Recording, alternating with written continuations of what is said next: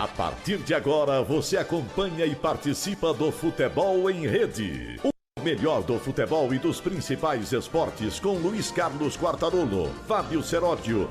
Amigos do Futebol em Rede, hoje um programa mais uma vez muito especial, com um convidado muito especial do Fábio Seródio, da nossa produção, um amigo de sempre. Eles estão exagerando, tá cada vez... vou falar para você, a competição com eles está difícil. Porque outro dia trouxeram grandes jogadores, agora trazem um mestre do jornalismo. Toda vez que eu falo com ele, eu aprendo sempre mais. Só agrega aquele pouco que a gente já sabe. Tenho grande respeito por esse convidado, mas eu não vou quebrar o suspense, né? Esse Futebol em Rede muito especial. Ele está aí aqui já. Na AltV. Tá vendo? Nego. Meu caro Fábio Seródio. Que felicidade, né, Fábio? É verdade. Um abraço para você, Quartarolo. Um abraço para todos vocês que acompanham a gente aqui no Futebol em Rede.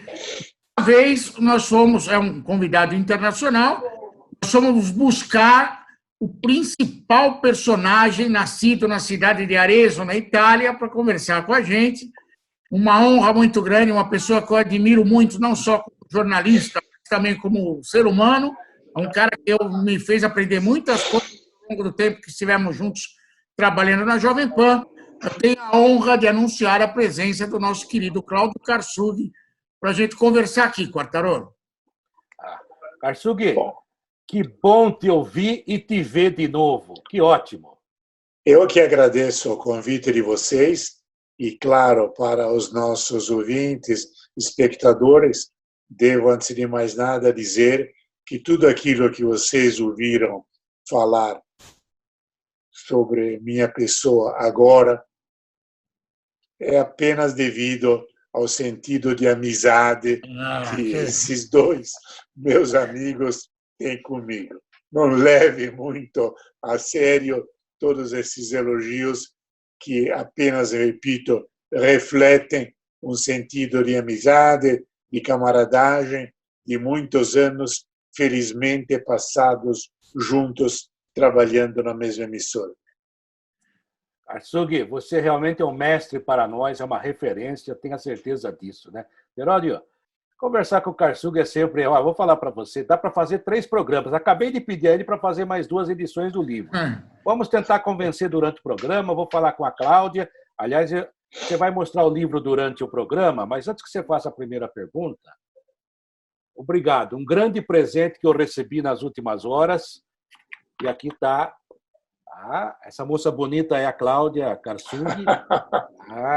Puxou para o pai, puxou para a mamãe, que era muito bonito também. Autografado, ou seja, está aqui na minha estante, na minha cabeceira. Grandes histórias, algumas a gente já conhecia, outras com mais detalhes. É um livro saboroso. E depois a gente vai distribuir, informar também como é que você faz para comprar esse livro, que é muito legal. É uma história de vida, uma história de um profissional extraordinário e umas lições interessantes para nós. Quer dizer que você levou... Aliás, Quartarolo, é muito simples. Você entra no karsug.wall.com.br/livro, aí você tem as informações e você recebe o livro em casa devidamente autografado, sem qualquer preocupação.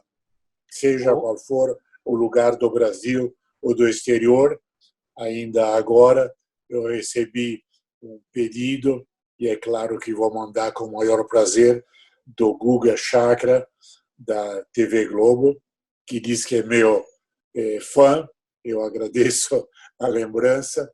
Então, é um livro realmente que tem algumas histórias saborosas, outras normais, se podemos assim defini-las, que contam um pouco de minha história desde que cheguei ao Brasil, alguns anos atrás. O Karsug, você disse que levou 3 anos para ser convencido a fazer esse livro, mas fez rapidinho. Eu conheço você, suas histórias, a sua forma de pensar, a sua maneira de trabalhar, que é um negócio muito seu e muito bonito. Você não vai fazer um complemento aí, mais umas 2 edições? Eu tenho que falar com a Cláudia para te convencer novamente? Olha, pode até falar com a Cláudia, mas duvido muito que consiga me convencer a fazer outro. Porque eu continuo com aquela minha ideia, que são histórias que, no fundo, interessam apenas e tão somente a um restrito círculo de amigos que eventualmente as viveram, como o caso de vocês dois, mas que para o grande público não sei até que ponto podem ter interesse. Vamos lá, Fábio. Pode ter certeza, Karsug, que tem interesse, porque as suas histórias são maravilhosas. Eu não estou com inveja do Quartarolo, não, porque eu já tenho o livro autografado, eu fui no lançamento do livro, e, aliás, jantamos, comemos uma bela pizza naquela oportunidade.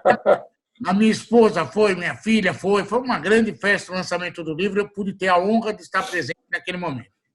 Karsug, já que estamos falando do livro, uma das histórias mais interessantes desse livro aconteceu, lógico, nos estúdios da Rádio Jovem Pan, há muito tempo atrás, em que você foi obrigado a ajudar a narração de um jogo de futebol, né, que nem não estava acontecendo aqui no Brasil, não tinha imagem, não tinha nada. Eu queria que você falasse um pouquinho sobre os papeluchos do Karsug para a narração de um jogo no rádio brasileiro. Por favor, Karsug, essa história é muito legal. Estávamos em 1954, a Copa do Mundo na Suíça, e é claro que as transmissões para o Brasil se cingiam aos jogos da seleção brasileira. Aí ocorreu que no grupo eliminatório da Suíça, que fazia parte da Itália, Itália e Suíça ficaram empatados, o que obrigou à realização de um jogo de desempate, numa data em que não havia nenhum outro acontecimento. Então, o falecido Narciso Vernizzi falou: "Bom, Karsug, precisamos encontrar um jeito de transmitir esse jogo." E ele saiu com a ideia, disse: "Vamos fazer o seguinte, a RAI vai transmitir o jogo. Então, você fica com o fone no ouvido, fica ouvindo, nós vamos armar como se fosse um campo de futebol, esses campos miniatura, você vai marcando onde está a bola, naturalmente temos as duas escalações, e se houver um gol, você escreve rapidamente numa folha de papel como foi o lance, nós interpretamos e contamos então o gol." Encarregado de tudo isso era o Mário Moraes, que ficou de pé atrás de mim. Ele era bem alto, então não tinha nenhum problema, eu estava sentado, e ele transmitia o jogo. Escusado dizer que o dia seguinte todos os jornais brasileiros apresentaram a reportagem do jogo baseada naquela nossa transmissão. Uma transmissão meio sui generis, mas que, de qualquer forma, serviu para trazer a notícia ao grande público. Essa é a chamada, é o chamado esforço de reportagem, né, Karsug? Na verdade, era também um trabalho, uma prestação de serviço para aqueles que queriam acompanhar a Copa do Mundo de 54. E você teve uma sorte, apesar de tudo isso. Primeiro, que você fala italiano fluentemente, é italiano. E segundo, que naquela época ainda não tinha substituição. Era 11 até o fim de cada lado, né, Karsug? Sim, isso claramente ajudava. Hoje já seria um pouco mais complicado. Você ficaria na dependência do locutor acertar a substituição, que às vezes os caras erravam mesmo, acontecia. Então, isso facilitava a coisa. Mas não resta dúvida que hoje seria um sentido, digamos, restritivo, alguma coisa que falta. E naquele momento era alguma coisa que sobrava, porque para quem não tem nada, qualquer informação já vale muito. Para quem já tem informação, se ela não for completa, fica um sentido de falta, de ausência de algum complemento. Olha, eu tive uma experiência com o Karsug, que é histórica. Foi aquela transmissão do Grande Prêmio em que o Ayrton Senna faleceu. Eu estava trabalhando, ajudando na produção, a transmissão era do Nilson César, o Karsug estava no estúdio e o Milton Neves estava dormindo. A gente fala aqui Acontece. Aconteceu o acidente, aquela falta de informação, muita gente apostando, o Karsug tomou a iniciativa, se eu não lembro, se eu não esqueço, se eu não me atrapalhei um pouco, o Carbone falou, ó, a Rai mandou um repórter para o hospital, eu vou para casa e vou acompanhar a Rai de casa. E, de repente, o Karsug entrou no ar e falou, deu a notícia do falecimento do Ayrton Senna. O Milton Neves quase caiu da cadeira, porque o Milton Neves achava que tinha que ser uma coisa mais elaborada. E o Karsug foi perfeito. Afinal de contas, é uma informação triste, mas é uma informação, que dá informação. E o que, na verdade, foi um lance em que eu contei com um pouco de sorte. Porque eu cheguei em casa, liguei para Torino, eu era correspondente na oportunidade do Tuttosport, consegui falar com o encarregado da parte de Fórmula 1, ele me falou, Cláudio, fica na linha, fica ouvindo, que eu estou conseguindo contato com a médica do pronto-socorro para onde foi levado o Ayrton Senna. Aí eu fiquei ouvindo um instante e a médica falou, olha, encefalograma plano. Acabou. Eu falei, bom, muito obrigado, tchau. Aí chamei a transmissão, falei, olha, Ayrton Senna morreu. E o Nilson César ainda estava com toda aquela, não sei se posso defini-la, euforia ou esperança, enfim. Não, mas quem sabe, Deus é grande, vai permitir que o nosso campeão se recupere e tal. Eu entrei de novo, Nilson, Ayrton Senna morreu. Encefalograma plano, não tem outra explicação. Pode ter ainda alguma função corporal que demore para terminar mais 1 hora, 2, mas ele morreu. Não adianta querer fazer poesia, porque é uma realidade. Perfeito, a informação foi dada, inclusive o Karsug furou todo mundo naquela ocasião. Há momentos que o repórter é obrigado a dar uma informação que duvido que alguém gostaria de dar, mas acontece. É para isso que a gente serve também. E foi um momento dos mais tristes, porque para nós brasileiros ele morreu, né, dentro da nossa sala. Essa que foi a grande verdade. Mas é que você tocou na verdade, se você me permite contar isso, foram 2 casos em que eu tive que dar a notícia que jamais gostaria de ter dado. Uma foi esse do Ayrton Senna.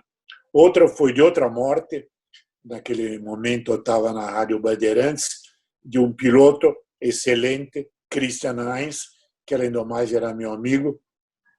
Ele estava correndo as 24 horas de Le Mans, eu estava fazendo a tarde esportiva e pedi para os encarregados do Telex, naquele momento eu funcionava ainda com o Telex, olha, quando tiver alguma notícia da corrida, tá, vai me pondo em cima da mesa para eu poder dizer como é que vai, como é que não vai a corrida, tal. Aí, de repente, chegou um garoto tudo correndo e jogou na minha mesa, e o Telex dizia só isso, Ayrton Senna morreu. Aí, perdão, Christian Heinz morreu com seu Porsche, e eu tive que, na hora, dar a notícia, inclusive teria gostado, primeiro, obviamente, de não ter dado, segundo, de poder dar com mais detalhes, mas não tinha detalhes, só tinha aquilo. E esses foram realmente 2 momentos em que o furo eu teria gostado muitíssimo de não tê-lo dado. É verdade, tem esse tipo de coisa. Já que falamos da Fórmula 1, agora vamos para uma outra parte de renascimento, se é possível dizer assim. Você acha que o Fernando Alonso que volta será o mesmo Fernando Alonso que saiu da Fórmula 1, Cláudio Karsug? Olha, eu gostaria que fosse, porque acho ele um cara muito simpático. Toda vez que tive contato com ele, fui sempre muito bem tratado, tanto aqui no Brasil como no exterior. Me lembro uma vez, encontrei com ele em Maranello e ele logo foi extremamente gentil, posou para fazer uma foto com a Cláudia, deu uma camisa autografada, enfim, ele é um cara realmente muito gentil. Mas eu tenho a impressão que o tempo dele passou. ele tem 40 anos. E, sem querer tirar nada da habilidade dele, é uma contingência da vida e que teus reflexos há 40 anos não são os mesmos que você tinha há 20. Eu acho que é mais uma operação nostalgia, uma operação saudade, e que o CEO da Renault, o italiano De Meo, quis fazer para projetar novamente a imagem da Renault. Mas, de uma forma geral, repito, torço pelo sucesso dele, mas tenho minhas dúvidas. Karsug, eu confesso que, apesar de ter pessoas ligadas à família ao automobilismo, eu não gosto muito do automobilismo, mas eu gosto. E aí, eu vou contar uma historinha aqui que aconteceu na Rádio Jovem Pan e depois vou fazer uma pergunta rápida para você. Em 1900 e bolinha, estávamos trabalhando na Jovem Pan numa transmissão de Fórmula 1, o nosso querido dele, Natal Baldini, né, que era o cara que trabalhava com a gente, e a transmissão, o Nilson fazia a transmissão e o Karsug acompanhava, a gente chama de off-tube, né, acompanhava a transmissão do Brasil pela televisão. Acontece que a televisão foi colocada na janela e estava muito ruim a imagem. E, de repente, o nosso querido Baldini foi lá, deu um tapa na televisão, e a televisão ficou um pouco pior, exatamente no momento que o Karsug ia ser chamado para comentar o que estava acontecendo na corrida. O Karsug entrou no ar da seguinte forma: não sei o que está acontecendo, porque na minha imagem o mesmo carro tem 4 pilotos. Você lembra dessa história, Karsug? Eu queria saber qual é a história mais gozada que você passou numa transmissão como essa, por favor.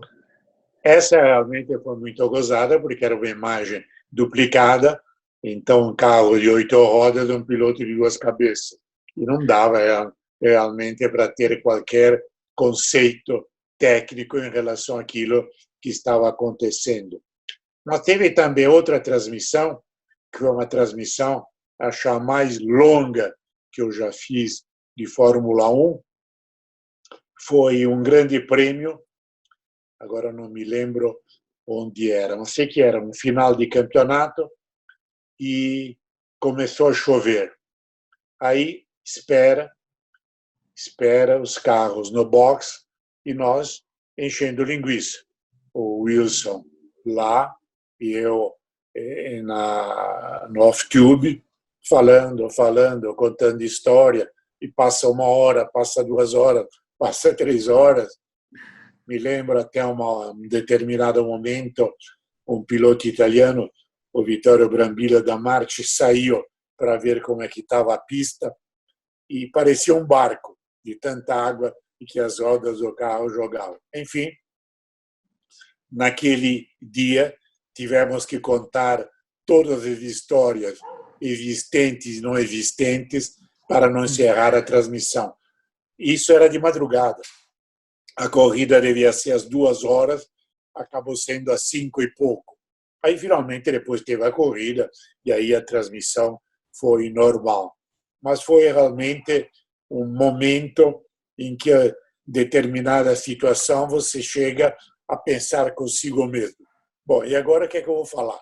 Eu não tenho mais nada para falar. Já tinha contado todas as histórias que eu conhecia da Fórmula 1, tinha lembrado da minha infância, quando meu pai me levava pela mão em Monza para ver o Grande Prêmio da Itália, enfim, uma série de coisas, e você fica num certo momento em que a única sugestão que te vem à cabeça é: vão tocar música. Boa. Agora, Karsug, a gente falou há pouco tempo, inclusive numa live que você fez, teve uma bela repercussão, é sobre o piloto que você considera o melhor piloto da história, que é o Fangio. E em que colocação você em que posição você colocaria Lewis Hamilton? Bom, eu gosto de fazer uma análise do piloto quando ele acaba a carreira, por uma razão muito simples. Se você considerar o Hamilton de hoje, ele é um excelente piloto. em que deve ter também o melhor carro. Então, por exemplo, eu gostaria de vê-lo com um carro não tão bom, sei lá, uma Ferrari, por exemplo, que hoje é a terceira força do campeonato, atrás da Mercedes, atrás da Red Bull. Eu considero o Fangio o melhor por uma razão muito simples. Todos os campeões mundiais ganharam quando tinham o melhor carro. Nos primeiros 4 títulos de Fangio também não foi diferente. Com a Ferrari, com a Maserati, com a Mercedes, ele tinha realmente, com a Alfa Romeo, ele tinha realmente o melhor carro. Mas a Maserati, a qual eu me referia, com a qual ele ganhou o último título, a Maserati 250F, não era o melhor carro. A Ferrari era melhor, e além disso tinha um trio de excelentes pilotos. Então a tarefa era extremamente difícil e ele ganhou porque realmente estava um degrau acima dos demais. Por isso é que eu acho, numa análise profissional, portanto, a partir de 48, 49, sem as lembranças da minha infância, o Fangio o melhor. Karsug, eu vou sair um pouquinho das pistas e vir para o futebol, porque ver com você é extremamente agradável em todos os sentidos. Mas Muito obrigado, outro tanto. Eu sempre fui ouvinte da Jovem Pan, até quando você foi para a Bandeirantes, estava você na Bandeirantes, e tinha aquela imagem na cabeça do Karsug, puxa, o Karsug, ele fala toda hora que torce para a Fiorentina, deve ser papo. E aí eu fui conviver com você e vi que você é um apaixonado. Chega, ele já vai até procurar as notícias da Fiorentina em primeiro lugar. Depois ele faz o resto. Você falasse um pouquinho dessa paixão pela Fiorentina, Karsug, por favor. Ela começou porque eu nasci em Arezzo, mas depois, com 5 anos de idade, fomos para Firenze. Então, o primeiro time que eu vi, eu me lembro que ia ver o jogo levado por meu primo, que tinha uns 10 anos mais do que eu. E aí comecei a torcer pelo time, claro, era o único time da cidade, e esse sentido foi se estabelecendo através dos anos. Tivemos momentos maravilhosos, como quando o Julinho jogou lá, Fiorentina pela primeira vez com o Julinho foi campeã italiana, numa campanha de 34 jogos, em que só perdeu o último, 34º, senão teria sido campeã invicta, que teria sido uma absoluta novidade para o futebol italiano. E essa paixão pela Fiorentina continua até hoje, embora já há vários anos eu devo reconhecer que é um time modesto. É um time de segunda linha. Esperamos agora que apareceu desde o ano passado um novo presidente, um rico ítalo-americano, Rocco Commisso, que parece que tem vontade de investir bastante em construir um novo estádio, enfim, levar o time a uma outra condição. Estou torcendo para que isso aconteça. O Karsug, você falou da Fiorentina, de Firenze, é uma brincadeira, né? Com os brasileiros que lá jogaram. Não sei se em italiano é assim mesmo, né? Mas é o que se fala. Há um bar lá, um restaurante, que tem uma cadeira e mangiava Botelho. Depois, qui birrava Sócrates. Depois, qui litigava Edmundo. Isso é perfeito ou está fora de alguma coisa?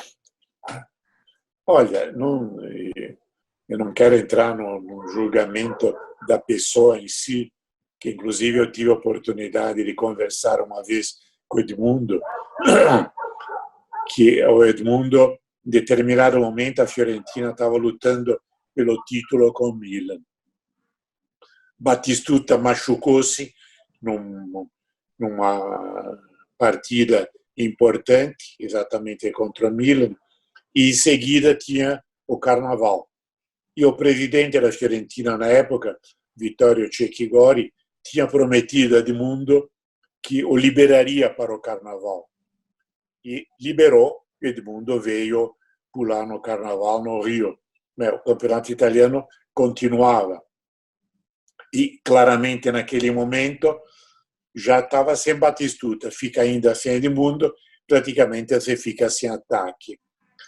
E depois, anos depois, Edmundo me disse, bom, se eu tivesse sabido aquilo que sei hoje, o que representava a minha presença naquele momento, jamais teria deixado o time órfão de todo o ataque para vir pular no carnaval. Mas, infelizmente, naquele momento eu não sabia. Agora, só uma coisinha, Cerotti. Você falou. Não, é rapidinho. Porque esses homens aí que jogaram na equipe da Fiorentina, o Julinho, eu não vi o Julinho jogar, mas pelo que a gente ouve das pessoas, da história, era um negócio assim extraordinário. Tanto é que se rivalizava com o Garrincha. Você viu os dois jogarem, viu o Julinho jogar na sua Fiorentina, transformou a Fiorentina num time campeão. Como é que era o Julinho, e até numa comparação com o Garrincha, o Karsughi? O Julinho, digamos que era mais objetivo. Garrincha eu vi várias vezes driblar o marcador e depois voltar com a bola para driblar de novo. Julinho jamais teria feito uma coisa dessa. Quando ele driblava, ele entrava em diagonal na área ou para chutar ao golo, para passar alguém que pudesse finalizar. Então, eu acho que se tivesse que escolher um dos dois, ficava com o Julinho. Bom, deixa eu voltar à pista. Eu sou aquele cara que vai avacalhar tudo aqui.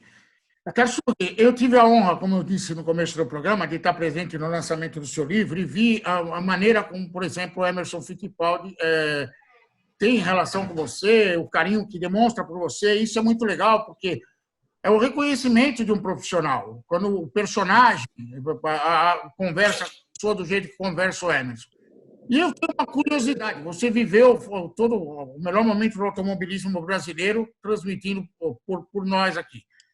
Emerson Fittipaldi, Nelson Piquet e Ayrton Senna, na tua opinião, quem foi o melhor? Olha, aí é muito difícil, porque cada um viveu um momento, cada um teve um carro. Para você estabelecer realmente, dizer quem foi o melhor, você precisaria tê-los tido correndo junto com o mesmo carro. Aí você pode realmente dizer, quando você vê, por exemplo, dois pilotos correndo com a mesma equipe, você pode dizer, não, esse é melhor do que aquele. Assim, fica realmente muito difícil. E, claro, no imaginário do coletivo, do público, Ayrton Senna tinha uma grande vantagem em relação aos outros dois, sobretudo em relação a Piquet. Ayrton Senna sabia utilizar o marketing a seu favor. Eu me lembro de um momento, eu estava com Nilson César em Mônaco para transmitir, tinham transmitido o Grande Prêmio em Imola e depois íamos transmitir o Grande Prêmio de Mônaco em Monte Carlo. Aí acabou o primeiro treino. Para quem conhece Monte Carlo, naquela oportunidade, os boxes eram lá no fundo da enseada, então tinham um certo caminho desde o box até onde se reuniam os pilotos. Acabou o treino, nós estávamos andando, o Nilson e eu, rumo exatamente a esses boxes, e veio vindo o Senna. Aí eu percebi que o Senna olhou, me viu e rapidamente raciocinou. Bom, Karsughi está aqui, significa que a Jovem Pan vai transmitir. Eu não sei quem é esse outro cara que está com ele, mas não tem a menor importância. Eu vou parar porque merece falar com ele. Ele parou, tá? Eu dei os parabéns, ele tinha feito um treino excelente. O Lotus, tá? Conversamos um pouquinho, apresentei o Nilson e depois ele foi embora. E aí eu tive a exata sensação que se tivesse sido o Nilson sozinho, ou então no meu lugar, o locutor da rádio, não sei de onde, Rádio Crato do Ceará, ele ia passar reto e nem ia cumprimentar. Então, isso dava bem a ideia de como ele trabalhava o marketing, que era absolutamente ao contrário do Piquet. O Piquet dividia, não sei se com razão ou não, os jornalistas em duas categorias. Aqueles, poucos, que entendiam de automobilismo e faziam perguntas realmente pertinentes, e aí ele ficava um tempão conversando, e aqueles que faziam perguntas idiotas porque não entendiam nada. Me lembro uma vez, coitada, a Globo mandou uma moça, que não sei o que ele fazia, enfim, mas não tinha a menor noção. Quando muito sabia que carro tinha 4 rodas. Aí chega no grid, primeiro erro. O piloto no grid está absolutamente concentrado. Você não vai perguntar nada para ele naquele momento. Ela foi lá e perguntou: aqui, Piquet, tá? Você vai correr para ganhar? Piquet respondeu: não, vou correr para perder. Aí dá a exata noção da diferença de marketing. E o Emerson ficava mais ou menos no meio termo, e cuidava também de relações públicas, talvez não tão insistentemente como fazia o Senna, mas aí era uma questão de amizade pessoal. Eu era o cara que trabalhava com o pai dele, tanto que durante 1 ano e meio ele me chamava de senhor, até eu enchi tanto o saco dele e falou: Emerson, para desse negócio de me chamar de senhor, caramba, não tem nenhuma razão, me chama de você, que é muito mais lógico. Ah, mas você é amigo de meu pai e tal. Falei, bom. Aí, depois de 1 ano e meio, eu consegui convencê-lo e passou a me chamar de você. Então, essas são pequenas diferenças entre um piloto e o outro, cada um com suas características, cada um com suas qualidades, e foram 3 excelentes pilotos. Aliás, eu queria, a esse respeito, dizer uma coisa. Na verdade, além de 3, eram 4, porque havia também José Carlos Pache, que felizmente morreu num desastre de avião, para fazer um quarteto de ases. Primeira coisa, isso foi algo absolutamente fora do normal. Num pequeno lapso de tempo, o mesmo país ter 4 pilotos de altíssimo nível. Você vê que a Espanha demorou um tempão para ter o Alonso. A Alemanha tinha grandes pilotos antes da guerra, Land, Caracciola, von Brautich, mas depois foi ter outro só com Schumacher. A Itália, o último piloto realmente de destaque foi Ascari, campeão em 52. Então, o fato do Brasil ter tido esses 4 grandes pilotos praticamente numa década acostumou mal ao brasileiro, e nisso a Globo tem culpa, que a Globo, ao invés de promover o esporte em si, promovia o brasileiro que ganhava, o Galvão com a musiquinha, domingo de manhã, para pim, papum, papum. E o que aconteceu? Quando o brasileiro que ganhava não existia mais, que não tinha nenhuma razão de o Brasil continuar a ter grandes campeões e os outros países não terem, houve um decréscimo de interesse.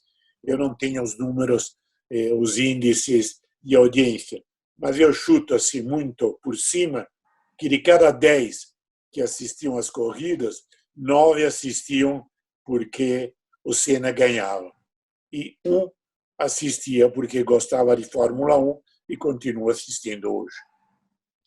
Só uma perguntinha ainda, quase já na reta final do programa, Karsug, voltando ao campo, como diria o nosso grande Fábio Seródio, você teve a felicidade, eu diria, né, e foi mesmo, de ver a Copa 50 de perto. Você, inclusive, era correspondente de jornal italiano.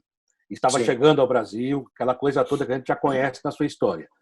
Você viu 50, viu 58, viu 62, viu o debacle de 66, de 70, e a história é que a seleção de 70, eu lembro bem, tinha 13 anos, mas não tinha toda essa visão para analisar. Hoje, com um pouquinho mais de cuidado, a gente pode ver, mas a maior seleção de todos os tempos é a de 70. Muitos acham que foi a de 58, que estaria um pouquinho acima da de 70.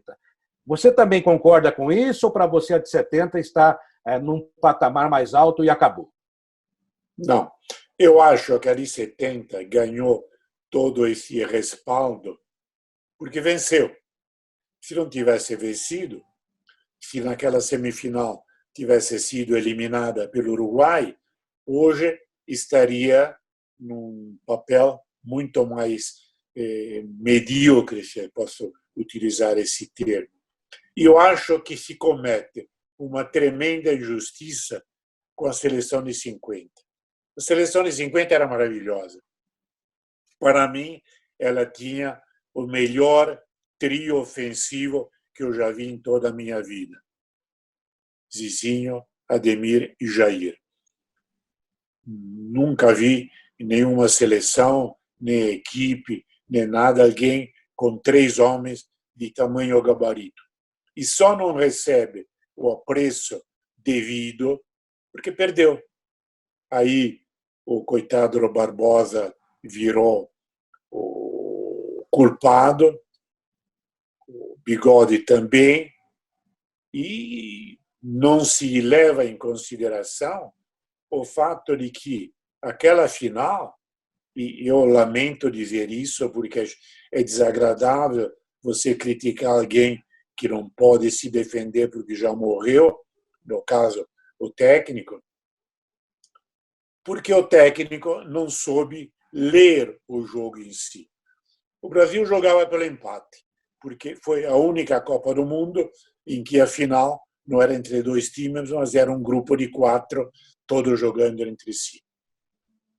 Aos 2 minutos do segundo tempo, Friaça faz 1-0. O que era a lógica que mandava naquele momento? Fecha o time, deixa o Uruguai vir, vai forçosamente abrir a sua defesa, os lançamentos longos, precisos, milimétricos do Jair para o Zizinho e para Ademir teriam permitido que o Brasil marcasse mais gols. E se não marcasse mais gols, 1-0 era suficiente. E se desse um azar, numa jogada qualquer, o Uruguai empatar, assim mesmo seria campeão. Foi um pecado de soberbia e de falta de visão tática do Flávio Costa. Perfeito. Agora, Kassug, eu vou sair um pouquinho da esfera do esporte e vou para a área gastronômica. Você sabe que tem sangue italiano, eu já fui à Itália, graças a Deus, tive a oportunidade de visitar a Itália mais do que uma vez, mas a maior decepção na minha vida, como oriundi, foi chegar na Itália e ver que a pizza na Itália é uma porcaria. Aí eu me lembrei imediatamente de Cláudio Karsug. Quando eu fui comer pizza na Itália, eu falei, Karsug tem razão. Você não gosta de pizza, Karsug? Não é que eu não goste de pizza. Primeiro, a minha definição de pizza é que é um sanduíche aberto, um pedaço de pão com alguma coisa por cima. E na gastronomia italiana tem tanta coisa melhor que a pizza, é que a pizza fica relegada a um plano secundário. Aliás, até o momento em que eu vim embora da Itália, a pizza era alguma coisa assim típica de Nápoles. No resto da Itália você não comia pizza. Em Firenze não tinha pizzaria. Você comia uma série de outras coisas muito melhores, por sinal, do que a pizza. E eu fiquei surpreso quando eu cheguei ao Brasil e vi toda essa apreciação pela pizza, o cara se interessando, gostando, show de pizzaria. Entendi isso como uma consequência do tipo de migração que tinha ocorrido da Itália para o Brasil, com muita gente da Itália meridional, que então trazia consigo essa imagem da pizza. Mas, repito, eu continuo achando que a pizza, sim, é algo que pode se comer de vez em quando. Eu, inclusive, não consigo nunca comer mais de duas fatias. Para mim, é o limite absoluto, seja como for a pizza. Tem determinadas pizzas que eu gosto mais, outras que eu gosto menos, mas, enfim, quando eu vou num restaurante, a ideia de pedir a pizza é a última em ordem decrescente. Por exemplo, um risotto com aspargos é 1000 vezes melhor que uma pizza. Boa. Agora, o Karsug, mas o Fábio Seroli tem razão. A nossa pizza, o brasileiro sofisticou mais, cobriu mais. Sim, claro. A minha esposa fez a mesma questão. Chegou em Roma, vamos comer uma pizza. Pô, mas é isso? Tem tanta coisa melhor para comer. Não, para você ver. Mas acontece. Agora, o Cláudio Karsug gosta de pizza assim, pizza doce, né, Karsug? Bom, é que o problema não é que eu gosto da pizza doce, é que eu sou louco por doce, qualquer doce. O único doce que eu não gosto é o cheesecake, porque aí mistura o salgado com doce e é uma mistura que eu não aprecio. Mas fora disso, qualquer doce, doce sírio, doce japonês, doce italiano, doce brasileiro, falou em doce, é comigo, eu deixo com muito prazer a comida salgada de lado para me reservar um espaço para o doce. Então, essa é uma preferência de ordem absolutamente pessoal e respeito a todos os outros gostos. Temos algo em comum. Temos algo Sacerdote. eu e o Karsug Só temos que algo em você comum. engorda, só que você engorda, ele não. Ele está fininho, está bem. Ele sabe comer. Não, mas Outra coisa, Karsug. muito simples. Se você me permite apenas uma Claro. divagação nesse negócio de peso, eu, muitos anos atrás, comprei uma balança, essas balanças de médico. E rigorosamente, todo dia, depois de ter tomado banho, e peso. Então, aí você percebe, putz, engordei 200 gramas. Então, calma, hoje vamos tomar cuidado, vamos eliminar alguma coisa, vamos fazer um jantar mais frugal, exatamente para você, porque com o passar dos anos, você engorda. E o engordar, não é que você engorda 5 quilos, e aí é fácil tirá-lo, porque claramente houve algum problema. Mas que você engorda 500 gramas de um ano para o outro, 1 quilo, e aquilo parece alguma coisa que gruda em você, e com o passar dos anos você não consegue mais tirar. Aí, a última vez que eu chamei meu alfaiate para dar um jeito em todas as minhas calças, ele me avisou e falou: Cláudio, está no limite. Se você engordar mais ainda, vou ter que refazer todo o seu armário de roupa, porque não dá para abrir mais coisa. Opa, esse então é um aviso válido. Agora, tem uma comida, acho que um doce que você comia quando era criança, ainda tinha a época da guerra, que você detesta, não é isso? Não é, aquilo não era bem um doce. Era uma coisa que aqui no Brasil tinha muita difusão quando aqui chegamos, era considerado elegante, era a sopa de ervilha.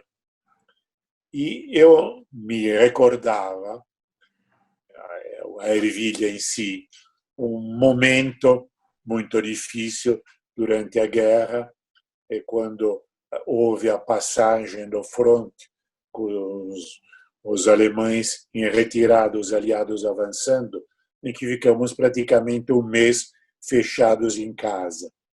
E a única coisa que tinha era um saco de 50 quilos que meu avô tinha conseguido comprar de ervilha. Só que eram ervilhas estragadas. Então, a tarefa de todo mundo à noite era jogar a ervilha na mesa, pegar uma faca, abrir, tirar o bichinho de dentro, jogar fora o bichinho e guardar a coisa. Então, aquilo, para mim, a sopa de ervilha, que era aqui uma coisa considerada elegante, para mim era um troço que, se pudesse evitar, dizer, olha, pelo amor de Deus, me dá um sanduíche que eu prefiro. Verdade. O Karsug, além de um grande mestre, é um doce de pessoa, e acabei de descobrir pelo mestre Karsug que o meu problema sempre foi não ter balança. Por isso É verdade.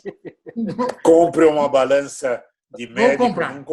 não compra aquelas balanças eletrônicas, tal, que você pisa, que aquilo, quando primeiro desregula fácil, depois, quando você deu pela coisa, já deu meio quilo.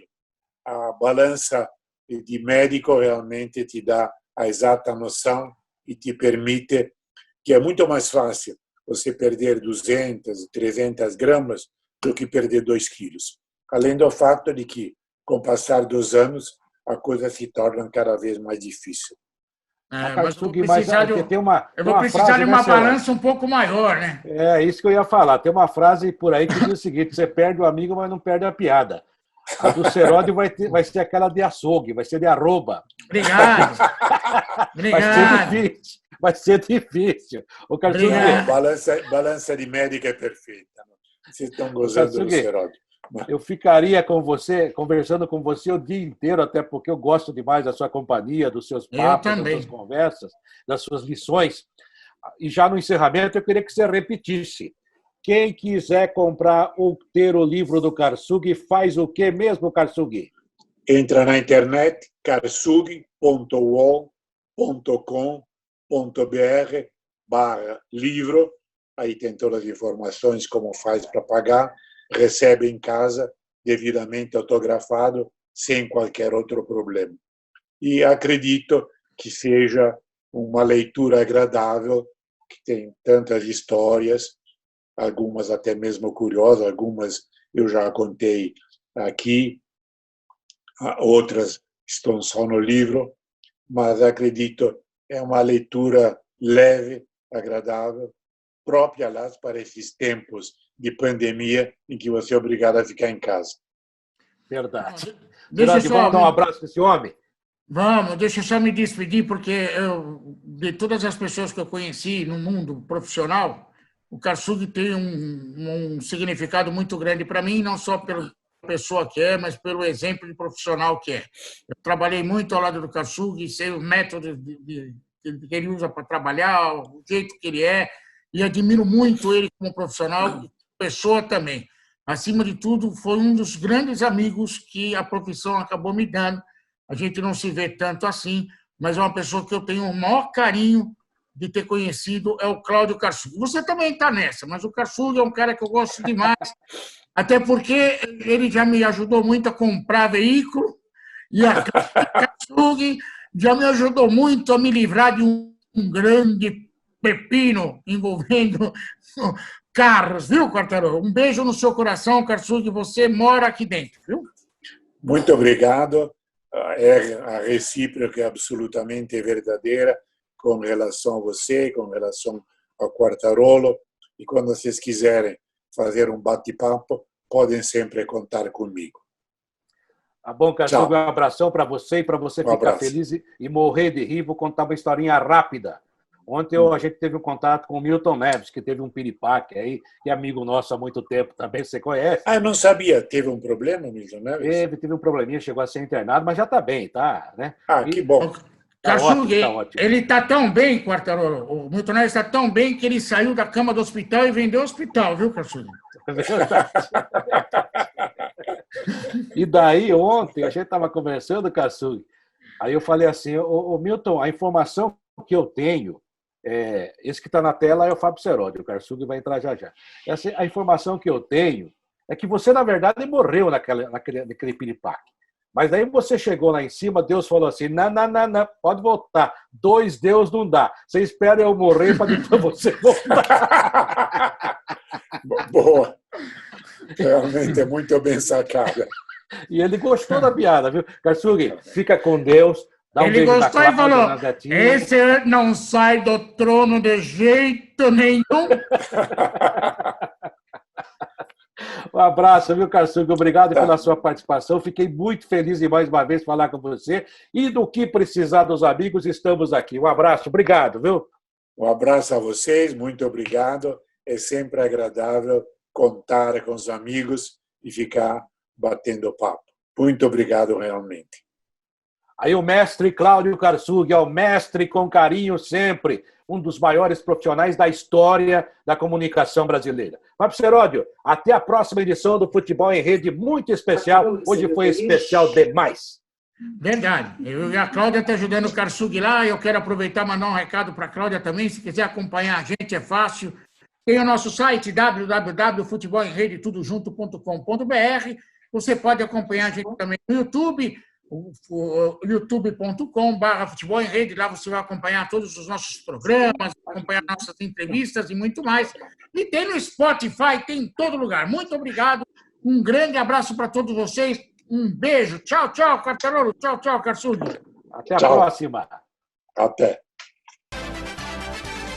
Termina aqui o Futebol em Rede. No site futebolemrede.com.br você encontra muito mais informação e também está convidado a participar e interagir. Futebol em Rede.